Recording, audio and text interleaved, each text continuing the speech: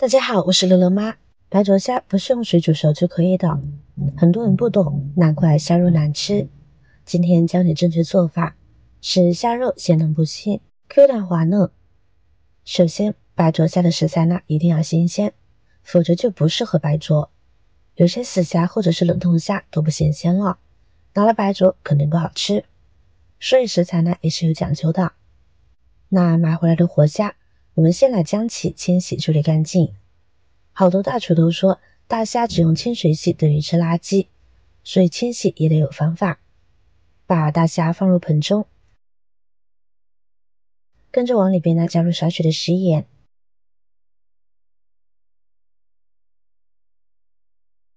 下手把食盐搅拌溶解后，我们把大虾浸泡5分钟。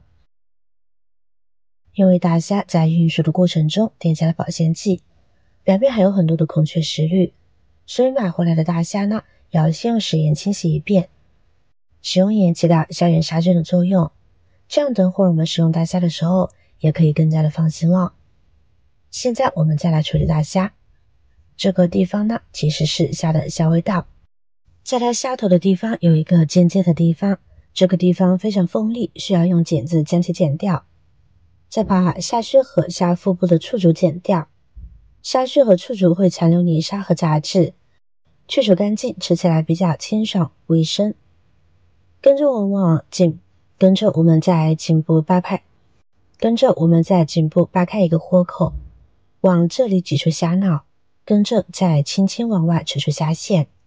这个地方其实是虾的消化道，而里面带有颜色的就是人们认为的物质了。确实是不太干净，但也不用过于担心。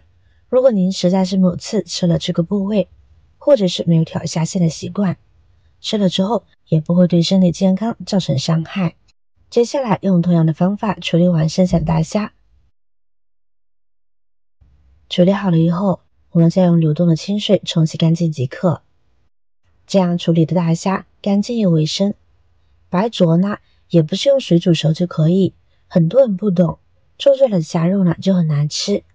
虾肉 Q 弹，味道鲜美，这样的白灼虾才算成功。那具体怎么做呢？一起往下看。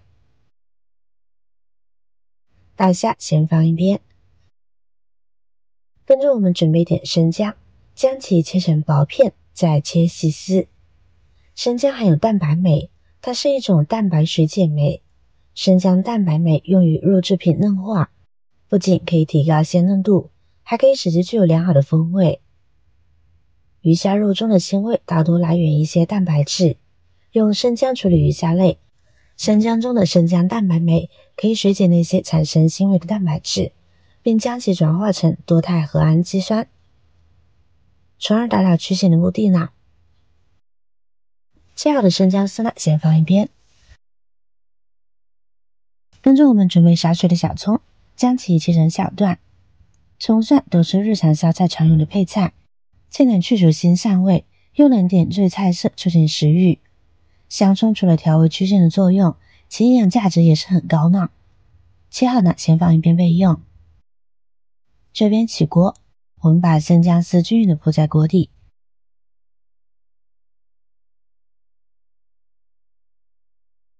再把小葱也放上来。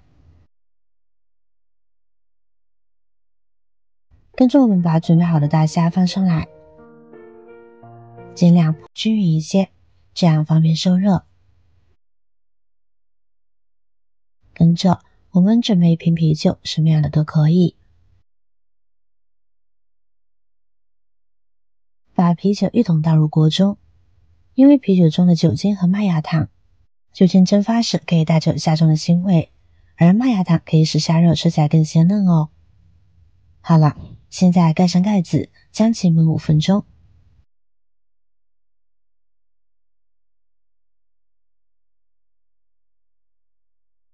这个时间我们来准备好吃的料汁。喜欢吃辣的朋友一定得准备点小米椒，将其切成小米椒圈。切好装入小碗中，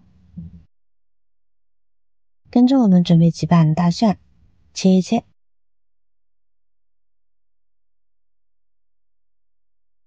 再剁一剁，剁成碎小一些的蒜末，这样香味能够更好的释放出来。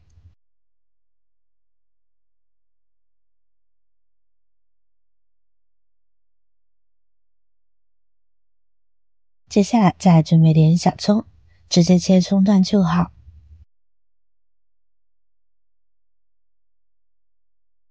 切好装入碗中，再加入一勺芝麻蒸香，跟着再往里边呢加入热油激一激，这样能够更好的激发出配料的香味。哇，香！现在往里边加入适量的食盐，一点点鸡精，适量的白糖提味，再加入一勺生抽，一勺香醋，搅拌均匀。好吃的料汁就制作好了，先放一边。